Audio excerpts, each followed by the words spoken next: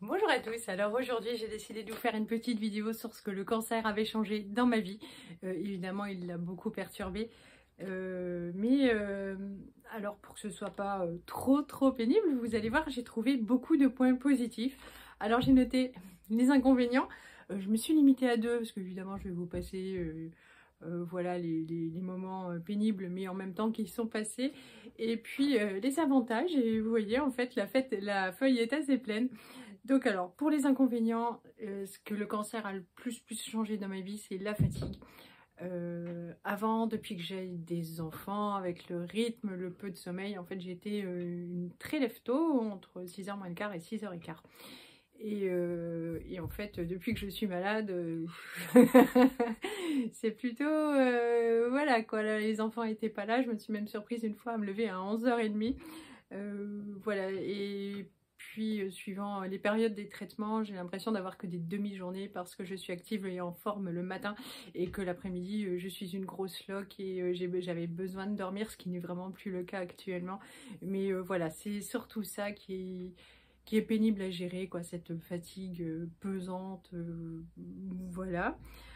Ensuite, c'est les perturbations sur les projets à court terme et à long terme. Alors à court terme, des fois même 3-4 jours après, vous faites des projets de sortie, tout ça, et puis paf, on vous appelle, on vous déplace un rendez-vous, et là, voilà quoi, tout tombe à l'eau, il faut s'organiser, ça c'est un peu chiant, c'est pas hyper grave, mais c'est un peu chiant. Et puis ben, les projets à long terme, même pour les vacances, alors, il faut compter pour la chimio, parce que voilà, on peut bouger d'une semaine, la date et tout, ça commence à devenir compliqué, donc voilà quoi, la gestion, puis à très long terme, forcément, c'est encore un peu plus compliqué, mais voilà, ça c'est pour les inconvénients, et on va passer du coup aux avantages. Et oui, ça a eu des changements bénéfiques dans notre vie.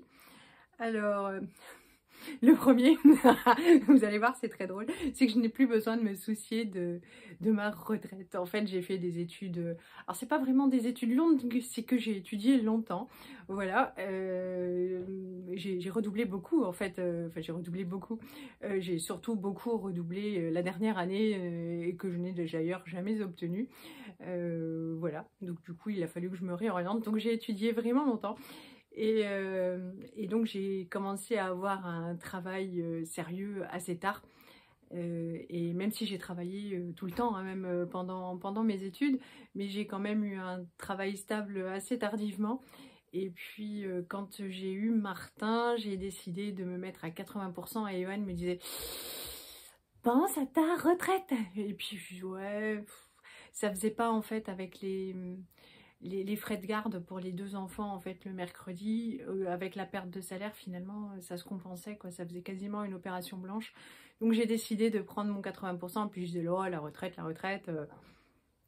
on verra plus tard. Et en fait j'ai eu bien raison, puisque la retraite, voilà, et la médecine peut faire de gros progrès. D'ailleurs je le souhaite, hein, mais de toute évidence, en l'état actuel des choses, la retraite, ça ne sera plus un problème. Donc voilà, je peux vivre au jour le jour sans me soucier de ça, et c'est quand même déjà assez cool. Ensuite, j'ai eu mes enfants tardivement, fin de trentaine, et c'est vrai qu'au début de la quarantaine, je commençais à en avoir un peu marre. Donc la crise de la quarantaine, c'est-à-dire qu'en fait, avant d'avoir des enfants, je lisais 3 livres par semaine, je sortais beaucoup, on prenait beaucoup l'avion, on voyageait, c'était cool. Et puis avec les enfants, tout s'arrête, hein. Plus de sorties, plus de théâtre, plus d'expo, enfin ça reste anecdotique, hein. Toutes les sorties sont centrées autour des enfants et pour les enfants.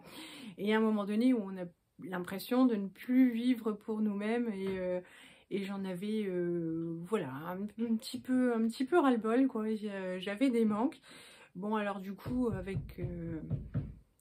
avec ce cancer, et puis cette perspective de ne pas durer très longtemps, eh bien ça a tout remis en place. Je n'ai plus ce besoin de faire des choses moi-même, toute seule.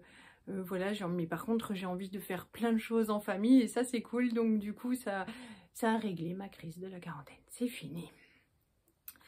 Ensuite ça a eu des changements bénéfiques chez Johan. Johan qui est plutôt un ours des cavernes, qui n'a pas besoin de sortir, voilà, qui sort avec nous parce que j'ai organisé les sorties et puis voilà, ça lui convenait comme ça, mais bon, il sortait, voilà quoi, et il suit le mouvement quoi. Et en fait, depuis que j'ai un cancer, en fait, c'est lui qui organise. Donc des fois, il rentre du travail et puis il nous dit allez, on va manger au restaurant. Bon, c'est cool. Euh, des fois, le mercredi, il nous fait alors, qu'est-ce qu'on fait ce week-end? Ben, c'est cool. Dès que le traitement le permet, en fait, qu'il y a une fenêtre, notamment la première année, on en a vraiment beaucoup profité. Le confinement a beaucoup aidé aussi parce que du coup, on a beaucoup économisé, hein, comme la plupart des Français. Plus de cantine, plus de frais de garde. Johan fait 45 km par jour pour aller travailler, donc pas de frais d'essence. Plus aucun magasin, pas de sortie. Donc c'est vrai qu'on avait fait pas mal d'économies, qu'on a réinvesti. Donc entre deux chimios à l'arrache, on est parti en vacances. On a eu, je pense, la dernière location de France. Je comprends aussi pourquoi elle était restée sur le marché, hein. C'était très cher, c'était très pourri, mais ça nous a permis de passer une bonne semaine de vacances. On est parti. Ensuite, entre la chimio et la radiothérapie, on en est parti, on est tout de suite retourné au Futuroscope, on est aussi encore reparti en week-end en Vendée. Donc en fait, dès qu'on a cette possibilité de partir, de faire quelque chose en famille, eh bien on le fait. Et ça, c'est cool. Il y a aussi qu'avant, c'est surtout moi qui sortais les enfants au parc, se promener, tout ça. Et Johan, pas tellement. Et puis en fait, depuis que je suis malade, bizarrement, c'est lui qui les emmène faire du vélo, de la trottinette. Alors lui, il aime pas tellement le parc. Moi, j'aime ça parce que, comme jusqu'à il y a, je sais pas, peut-être 2 mois, j'étais assez molle et fatiguée l'après-midi. C'était un moindre effort parce qu'en fait, je les laisse, ils font de la trottinette, ils descendent les rampes et tout. Et puis moi, je suis assise sur le banc, ça me coûte pas tellement d'efforts. J'aime bien, puis voilà, leurs copains, ils jouent, on prend le goûter, bon, c'est cool. Lui, il préfère marcher, être dynamique, ça convient bien aux enfants. Donc du coup, ils vont se promener au bord de la Loire, faire de la trottinette, et ça, c'est cool. Et voilà, et il sort tout seul, quoi. C'est lui qui propose, les enfants, vous voulez les faire de la trottinette, et il les emmène. Et ça, c'est quand même assez inattendu, et ça, c'est cool. Le quatrième point positif, c'est qu'avant, je ne faisais jamais de photos de moi. Parce que déjà, physiquement, je ne m'aimais pas trop. Et puis, et ensuite, parce que c'est moi qui fais les photos. Donc forcément, celui qui fait les photos, il n'est pas sur la photo. Et en fait, je me suis dit, bah mince, parce que c'est un peu con, quoi, vous disparaissez. Et puis en fait, il n'y a aucune photo de vous dans les albums. Donc j'avais pris les premiers albums que j'ai fait imprimer. Et voilà quoi, en fait je suis nulle part. Et donc maintenant on fait beaucoup de selfies avec mes chéris, autant avec l'un qu'avec l'autre, et comme ça ils ont leurs souvenirs. Et puis j'essaye maintenant de faire imprimer les photos régulièrement parce que sinon tout est stocké sur le téléphone. Et puis ça sert à rien, et si jamais je disparaissais, eh bien, personne n'imprimerait mes photos parce que personne n'y penserait, et puis il y aurait toujours autre chose à faire, enfin voilà. Donc je les imprime régulièrement, mais aussi maintenant je suis dedans, et ça c'est cool, on crée des souvenirs tous ensemble. Le point numéro 5, c'est que je ne suis pas superficielle. Alors je le savais avant, puisqu'en fait avant d'avoir un cancer, je me portais quand même, je me portais bien. Et en fait, je m'en fichais de ce que pouvaient penser les autres ou des remarques. En fait, on me faisait pas beaucoup de remarques, hein. Les gens m'aimaient bien quand même, hein. J'étais la rigolote de service.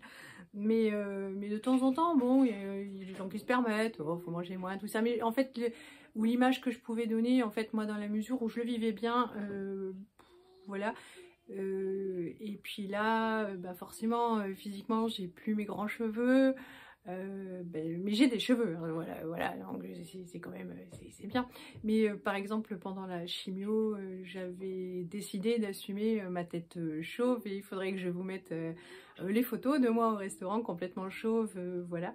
Et puis sans poitrine, et en fait, je m'assume pleinement comme ça, et encore une fois, le regard des autres m'indiffère totalement. Et je sais qu'une fois, j'étais au parc et qu'il y avait une maman qui est venue s'asseoir à côté de moi et qui m'a fait un peu la morale en me disant que voilà, elle ferait pas comme ça parce que il faut donner une bonne image de soi. Et ça m'avait vraiment choquée.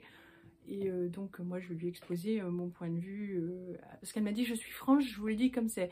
Et moi, je lui expliquais que son comportement n'avait rien à voir avec la franchise, mais plutôt que la franchise, en fait, c'était de donner son opinion telle qu'elle est, hein, telle qu'elle la pense, à partir du moment où je lui ai demandé son avis, mais que de dire son avis sur tout ce qui se passe autour d'elle alors que j'ai rien sollicité de sa part, ça c'était être mal élevé. Donc forcément, nous on est assez nouveaux dans notre commune, bon, maintenant on ne me dit même plus bonjour, mais je trouve qu'on doit laisser vivre les gens comme ils veulent. Moi ça m'allait bien comme ça, je m'assumais bien comme ça et je trouvais ça mieux que de me déguiser. Voilà quoi, enfin chacun survit à ça comme il veut, comme il peut. Moi je pensais, avant de perdre mes cheveux, hein, j'ai acheté la perruque et tout l'attirail de la cancéreuse parce que je pensais que j'aurais besoin de paraître normale. Et puis une fois que j'ai eu tout essayé, je me suis dit ben c'est pas moi, j'avais l'impression d'avoir un clown dans le miroir et je trouvais que c'était mieux de m'assumer ben, avec une moins jolie image pour les autres, mais c'est moi quoi, donc voilà. Et voilà, donc bah, je ne suis pas superficielle, je n'ai pas besoin de donner une image de moi qui n'est pas la vraie, donc mais je le savais déjà, mais pas à ce point là. Ensuite, ah oui, je ne suis plus un Saint-Bernard, c'est-à-dire que en fait pendant la première je ne sais plus comment ça s'appelle, biopsie. Non, la deuxième, à côté de moi, il y avait une dame qui attendait son tour aussi, on discute. Et puis alors elle me dit, ah c'est une belle rencontre, on pourrait échanger nos numéros de téléphone et tout. Elle aussi elle a un cancer du sein, elle attendait pour la biopsie, donc je la rassure en lui disant, voilà, c'est la deuxième, rassurez-vous, ça fait pas mal du tout, voilà. Et puis elle m'a appelé 2-3 fois et avant j'avais toujours un côté un peu Saint-Bernard où les gens quand ils avaient quelque chose, je les aidais, tout ça. Et en fait, là, elle m'appelait super longtemps pour me tenir la jambe, mais c'est surtout qu'elle était dans une démarche hyper négative. Donc, par exemple, elle me disait, ah, je suis toute seule, c'est trop dur. Alors, j'essayais de la rebooster. Je dis, écoutez, moi, j'ai 2 enfants, ils sont tout petits, je peux pas me reposer quand je veux. Et voilà, ils font du bruit tout le temps, ils me sollicitent tout le temps, c'est super fatigant. Appréciez ce temps pour vous ressourcer, c'est cool. Et en fait non, quoi, il n'y avait jamais rien de positif et elle était assez râleuse et à tout critiquer. Et je me suis dit mais non, mais j'ai pas assez d'énergie pour m'occuper de ma famille, m'occuper de moi. Je suis déjà une piètre amie pour mes super amis que je ne contacte pas régulièrement, mais je réponds toujours au téléphone et ils savent que je les aime. Mais voilà, pour m'embarrasser avec des gens qui vont me tirer vers le fond, moi j'ai besoin de gens positifs autour de moi et pas d'emmerdeurs supplémentaires. Donc en fait, voilà quoi, c'est vrai que si elle avait été positive, je lui ai ramené ses courses, voilà, j'aurais pu faire un effort, tout ça, sans problème. Quand j'aurais été à Blois, on aurait pu aller se promener ou boire un café ensemble, mais non, les gens négatifs, voilà, il faut qu'ils se posent aussi la question pour savoir pourquoi ils sont seuls, hein, donc plus Saint-Bernard.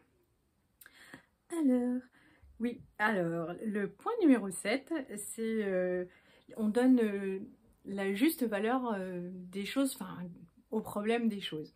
Donc, par exemple, c'est vrai qu'avant, on a eu notre frigo qui a lâché et avant on se serait dit mon Dieu c'est terrible, il va falloir dépenser 600-700 euros, c'est pas prévu,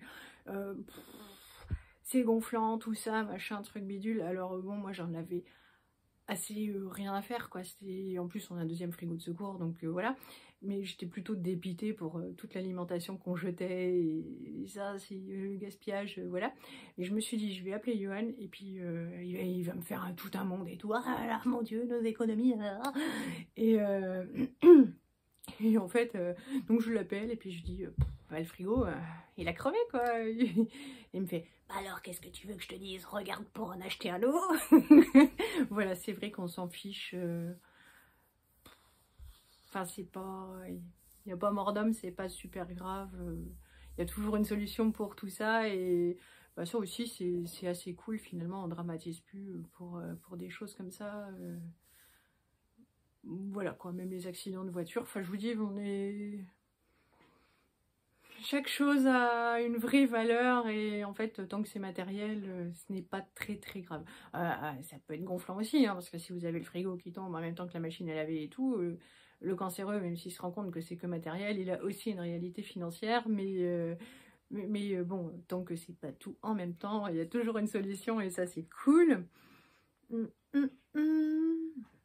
Alors, pour mes enfants, j'ai demandé à mes enfants, alors, qu'est-ce qu'il y a de bien dans le fait que maman ait un cancer? Et puis alors, ils ont dit que j'étais à la maison, que du coup, bah, j'étais toujours là pour eux. Voilà, parce que c'est vrai que quand je travaille, alors ici pas, mais je les emmenais le matin et Yoann les récupérait le soir. Mais là c'est cool, je les emmène le matin, je les récupère le soir, je suis là avec eux, bon, ce qui est le cas depuis que Martin est né, mais le mercredi, voilà, l'intégralité des vacances, donc ils sont bien contents pour ça. Même souvent ils me font le petit reproche pour...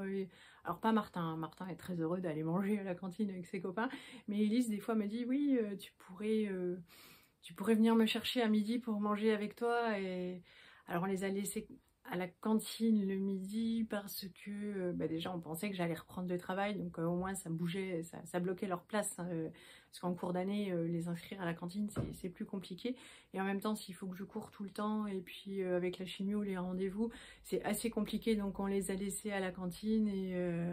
Et voilà, et c'est vrai que Elise, parfois, elle aimerait bien rentrer manger à midi à la maison. Mais bon, voilà, ils sont inscrits à la cantine, ils y restent, et ça, c'est cool. Et puis, il y a aussi quand voilà, j'étais déjà une maman cool avant, et là, je suis une maman très cool.